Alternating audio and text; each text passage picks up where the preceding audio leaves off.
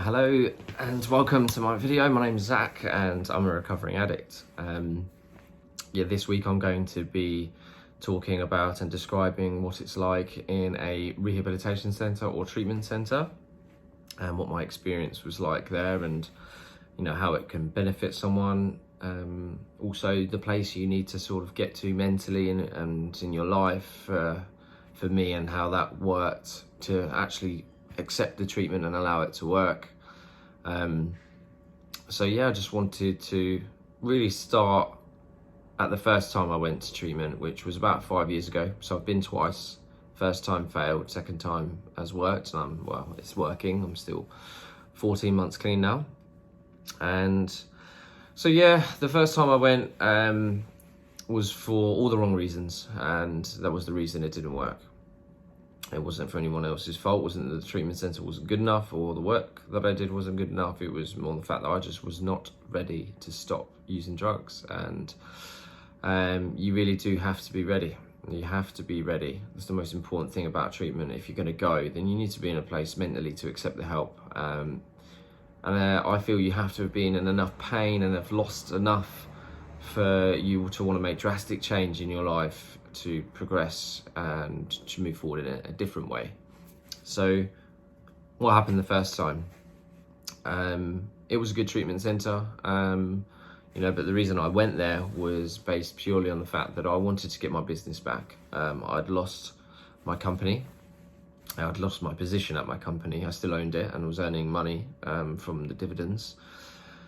But I wanted my job and my title back as, the managing director of the business. And, that was essentially the sole purpose for me going, was the fact that, I'd kind of had a conversation with my business partners that if I'd completed treatment, then would I be able to go back? And the answer was yes. At the time, they thought that would be okay. But, my attitude and behaviour when I got out was not correct still, and therefore I wasn't allowed my job back anyway, and I carried on using, a matter of days or maybe even a week after I got out, I carried on. So that was the difference between then and now. What happened last time I went is I actually took myself there because I was in so much pain, physically, mentally, emotionally, completely broken by my disease. And I had two options. It was die or live, but change, change the way I lived, because I couldn't carry on living the way I was. It wasn't a life to live. And, there was situations in my life that were impacting my son, and my addiction was coming into his life in terms of affecting my behavior around him. And it wasn't me being, abusive in any way. It wasn't violent or, or abusive in any form, but I was just unavailable. I was unavailable when I had him. I was unavailable emotionally. I was unavailable physically. I was too tired to do anything with him.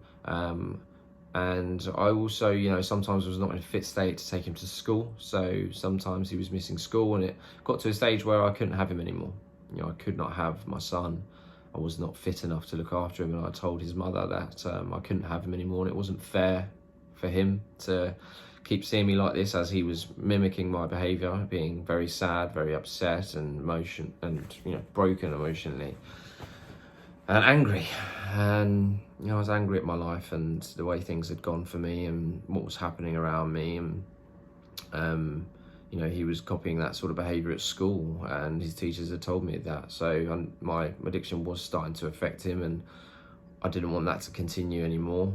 So that was kind of the start of the change for me, was realising the impact that it was having on myself and others, specifically him. And I was about to lose another business that I'd started in the same industry, and I was all this same pattern was emerging around me, that I was losing everything again, and I couldn't manage my life, couldn't manage my addiction, I couldn't stop on my own, and I was in so much pain every single day, and I needed that to stop. I wanted a different life. I wanted more. I knew I could achieve more. I knew I had all the attributes underneath somewhere to make a good person and a good father and a good entrepreneur, and I had to work extremely hard to achieve all those things as I have today.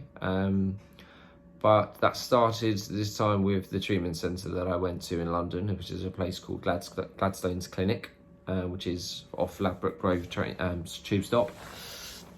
And yes, it was extremely hard, emotionally exhausting every single day. It was a therapy-based treatment centre. It wasn't a 12 steps based treatment centre, because originally I was very reluctant to any sort of 12-step program. It really didn't sit right with me initially, as much as I am actually in one today, and I am actually a sponsor, and I'm heavily invested in the program and understand its principles and how they work, and have applied them as much as possible in my daily life. But for me, it didn't work at the start. You know, I had to gain a different understanding and clarity in my mind before I was ready to accept a different way of being and you know, and understanding and listening. But that started with going into treatment, and you know, to explain what it's like in a treatment centre is probably quite difficult, because you know, once you're there, you know, there's nothing I could really say to prepare you. But I can give you my experience of how that worked for me, and what it looked like day to day. So, you know, when I got there, I was terrified, although I'd been once before and I knew what to expect. It doesn't change the fact that it is a scary and emotionally painful experience to go through, more so than anything I've ever done in my entire life. Yeah, it was really scary. And, you know, day one I got in and I was really tired, really angry at myself mainly, and the fact that I was here again, and I was going to have to go through all of this work, and, you know, I kind of failed at life, and, you know, all these horrible feelings that you feel towards yourself, and you carry that through the door. And the first week I didn't engage with the therapy to the best of my ability, I don't feel. I was very angry. I was angry at the therapist. I was rude. I was tired. I slept a lot, you know, because I didn't have a good sleeping pattern. You know, by the time I got to treatment, I was very physically broken and, you know, not well, you know, very unfit mentally and physically.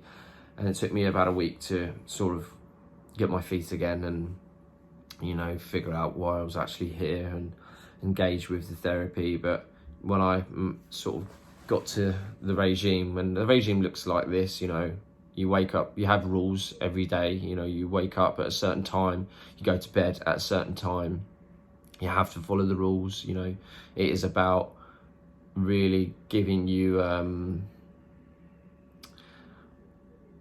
it makes you realise that you need to listen to other people, and you need to follow rules in life, in society, and we can't live by our own rules, because living by our own rules has got us into the treatment centre that we were in the first place. So we need to accept the fact that we need help, and we need to listen to others, and by that we also need to follow some rules. And that's a really difficult process to change internally when you're used to doing everything your own way, and you know, you become quite selfish and so potentially arrogant, and you know, a bit narcissistic in the way that, you know, you believe everything's about you, and you know, you know, you can kind of do whatever you want, and you have to let go of all of that. You know, the rules are there for a reason, and it's to teach you a bit of humility, I believe, and you know, some willingness. You know, you have to be willing to let go of your self-will and listen to others. And you know, these people will put these rules in place for a reason, so that you can follow them and learn to take suggestions from others about recovery, about life, because you have been unmanageable on your own steam. And yeah, that's a bitter pill to swallow at first. You know, for me, I kind of tried to bend and break rules, and you know, that wasn't okay. And eventually, after a week or so, I realized, you know, I had to knuckle down and really start to listen and pay attention, and you know, be on time, and you know, dress presentably for therapy sessions. And so that was the first thing that was difficult. And then, you know, you have a daily structure, you know, so 2 hours of therapy in the morning, you know, a little break, then another hour, then lunch, and then another few hours of therapy. And these therapies can be very mixed. So some are group therapies, you know, just general discussions about how you are. You know, you check in with your feelings every single morning. How do you feel today? What's going on in your mind? You know, you do a 10-minute little brief in the morning with everybody else in the treatment centre. And you really have to try and get honest. You know, that's the most important thing for me, was just getting honest about what was in your head, how you felt. And, you know, that was difficult because, you know, you're used to pretending that you're always okay. And in there, you know, if you're going to keep pretending that you're okay, then you're wasting your time. You know, you're completely wasting your time there, because you're not going to get anything out of it. You have to be totally honest and say, if you don't know how you feel, say you don't know, and then explore why you don't know. And you just you have to continue to explore your mental state every single day. And, you know, there was different sorts of work that they gave you, you know, individual projects that I had. One of the most powerful one I found was doing my life story. And, you know, you have to do your story from age zero to now, and, you know, what your life looked like, and any traumatic events that had happened through your entire life. You have to write them down on this timeline. And I wrote them all down, and you then have to present this timeline to the rest of the group as a group therapy session. And then at the end, you have to receive the feedback, and then talk about how it felt to describe, you know, those events of your life. And that was really hard. That was a really difficult experience for me to go through, specifically around childhood, you know. And I really started to engage with the therapy at this point, and I realised how much the trauma had affected me in my life, where I'd gone through the last 20 odd years thinking that it hadn't really damaged me, or it didn't hurt. You know, you kind of convince yourself that none of this stuff is affecting you anymore. It was years ago, and, you know, it's not a problem, and I'm over it. But realistically, there was a lot of unprocessed trauma. You know, for me, it felt like I hadn't allowed myself to experience the pain that I should have felt for those events as they happened, and therefore they were left dormant, waiting to be processed. And the longer the time had gone on for those things to be sat and buried, the more painful it was to actually approach them and speak about them in detail at an older age and relive those experiences, essentially. And this process really was overwhelmingly painful, and but at the same time extremely enlightening. You know, it really allowed me to gain perspective about these events and what they had done to me, and how they affect my personality and the way I behave. Once I had, you know, gained that understanding, you know, I could kind of learn to change how I behave and to stop letting these things affect me, and learn that they're attaching themselves to other things that shouldn't. You know, in present day life, I'm learning that those things aren't as painful in this present day, you know, and they're just attaching themselves to a previous trauma or previous belief about certain individuals, or sexual people, or sexual preferences and stuff like that. You know, things that we'd learnt growing up. And, you know, these are all things that were installed in me through my childhood that I didn't really feel any truth about. It was just a behaviour that I developed and I needed to let go of. And, you know, it wasn't until I gained the thorough understanding about, you know, the trauma I'd experienced, to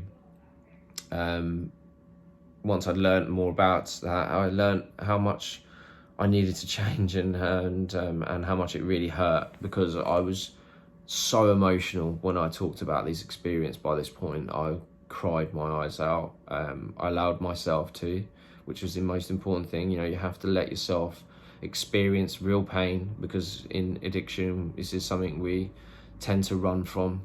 And I learned that pain is manageable.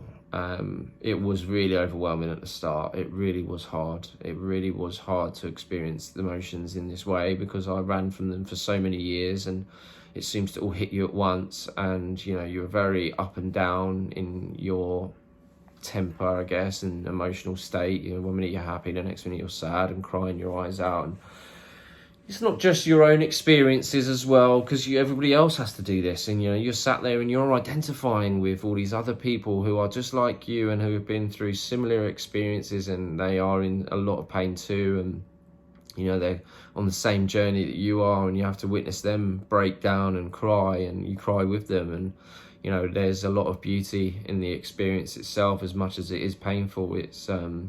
It's really powerful stuff. It's really powerful, as long as you're willing to put yourself out there and drop that guard, drop your defenses, let go of all your previous thoughts, feelings and behaviors towards people and how you think you should be and who you think you are. Learn about yourself all over again and start from the beginning, and be real with yourself and others about what's actually going on underneath, all the pretend masks that we put on to say that we're okay and we're totally fine, because potentially if we're in treatment, we're not. We're not okay at all, and we have to accept that. So yeah, that's just a little example of what it was like, and that was daily. We had to do that stuff every single day, for 3 to 4 weeks. Some people are in there for 3 months, and it takes different people different amounts of time. I was booked in for 4 weeks, but I actually only went for 3 weeks, because I then went out on a non-residential treatment program after I'd left. So I was then doing 3 days in London and going home in the evening. And that was good because it allowed me to get into society as well as continue my treatment at the same time. And that really helped, because the last time when I left treatment, I just went straight back out into normal life thinking it was all okay. And it wasn't. I just thought normal life would resume. You go to treatment and you're fixed. That's not how it works. That's the treatment and therapy and rehabs is kind of just the foundation that you lay in order to pave the way for a new life. But what you have to do when you get out of treatment is create a new life, and you have to make a plan about what that looks like. And one of the key things that I learned about was people, places and things. What people do I need to stay away from? What places do I need to stay away from? And what things do I need to stay away from? And it was really about making a plan to construct my life in a way that would protect me from all of those things until I gained enough strength to potentially be around them again. And I did that. But I will do that, a more detailed description of what a recovery plan would look like for anyone, and the lengths you have to go to upon getting out of treatment, what sort of work you have to do upon getting out. But yeah, in addition to that sort of group therapy, there are some really nice therapies in there too, because it is intense and it is painful. So they, for me, did some, for the entire group, we had other little things to relax us a lot. So we did some sleeping therapies, which were brilliant. A woman came in and she did these sounds, these sounds like gongs and tongs and different music playing, and she was a specialist in getting you to sleep, and then continued these sounds, and it sent you into this deepest, most beautiful sleep, and you woke up feeling so much more rested after a really brutal day in therapy. We did art therapy, which was really quite fun. It was quite fun to just be free with your mind, and whether it be with a paintbrush or a pencil, and I found that quite fun. And there's another one called music therapy. We picked a song from any point in our lives that meant something to us, and everyone played their song, and you went and described what it meant to us and why we did, and there's a lot of emotions involved with some of the songs. And yeah, it was there's some really good stuff. As hard as it is, at Gladstone's they did break it up, and you got to do some of more resting sort of therapies, I guess, a little bit less taxing on the mind, and less brutal about where you're having to go in detail about these traumas. That's really tough. So it's good to get that contrast of therapy types that you receive. So Yeah, they also took me to NA, which I was very reluctant to go. Very, very reluctant to go because I hated the word God, and it was very much in their literature, and it still is, and I still hate that word. And yet I still go to NA, and I believe in the process and the principles behind their program, and I follow them in my day-to-day life. And I did a meeting this morning, so it's an incredible program. But I did go eventually after being forced, essentially, or really sort of coerced into it because I was so reluctant. But when I went, I was it opened my eyes a little bit, because a man stood up and he spoke, he shared, and I listened, and he was exactly like me. What he talked about, the way he behaved, his attitude, his life had been very similar in trauma and in business, and I identified with this man so much, and he was 4 years clean, and that was my kind of first eye-opener into the fact that I was not getting what NA stood for and how it worked. And it wasn't NA that was the problem, or the program that was the problem. It was me.